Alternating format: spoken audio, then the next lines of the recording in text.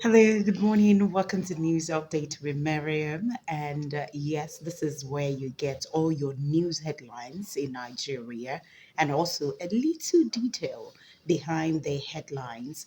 My name is Maryam, and please don't forget to subscribe to my channel. If you are watching on YouTube, you can also follow me on all social media platforms if you're watching on any social media platform. Now let's get into major newspapers, their website this morning. Interesting stories everywhere. Let's start with this one from Rivers State. It says from the Punch newspaper, again Tinubu waits into Wike Fubara field.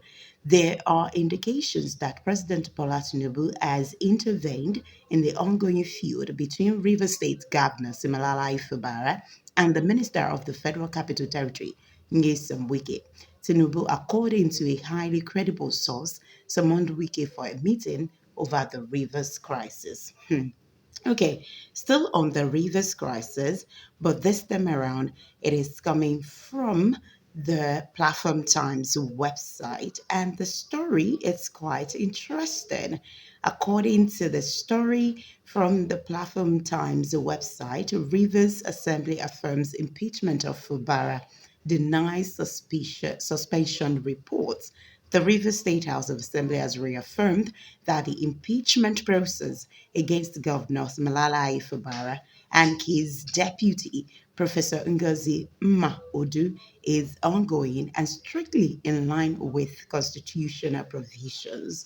The Assembly dismissed recent claims that the process had been suspended or abandoned as false and misleading. This, I hope, yes, well, a lot of us, we are hoping that this will not lead us back to the declaration of state of emergency in River State. That is our prayer and also our hope. This one is from Osun State, from the Punch newspaper. It says consultant uncovers 8,452 ghost workers in Osun. If you're familiar with Nigeria civil service story, you will know that ghost workers is definitely a problem that has been in existence for the longest time ever. But let me read a few details from that. A forensic audit firm, Sally Tibot Consulting Limited, has accused the Osun State government of inserting a total of 8,452 alleged ghost workers into the state's payroll and paying them a sum of 13 million naira, 13,716,000. Oh, sorry, it's actually in billions. 13,716,914,129 naira and 28 kobo annually. That's huge. The allegation was made by the executive vice chairman and chief executive officer of the firm, Sadat Bakin Otun, who spoke through the company's legal counsel, GT Ogunye, at a press conference held at the Nigeria Union of Journalists Secretariat in Lagos on Friday. Wow. So this one isn't about a director injecting a ghost worker. But this one, according to this report, is the government itself injecting ghost workers into its workforce. Hey, hey. Whew, Nigeria, we hail thee. Let's go on to this one. It's from the Punch newspaper. Businesses, traders hike price over new tax laws. I don't think it should. Well, let's read the details. No injection. Some businesses and traders may be taking advantage of the newly introduced tax laws to arbitrarily increase the prices of goods and services in different parts of the country, Saturday Punch findings have shown. Since the commencement of the new tax law in January, the federal government has maintained that the laws would reduce certain taxes and stimulate growth without short term revenue increases. However, recent developments indicate that some business owners are already raising the prices of their goods and services, attributing the hikes to the tax laws. I remember somebody was asking me about it actually yesterday, but then let's move on. Still with the Punch newspaper. 13 state assemblies inject 1 trillion naira into 2026 budget. No fewer than 13 state houses of assembly across the country have injected over 1 trillion naira into the 2026 budgets of their states following legislative reviews and amendments to appropriation bills presented by governors' findings by governors, I beg your pardon, findings by Saturday Punch have shown.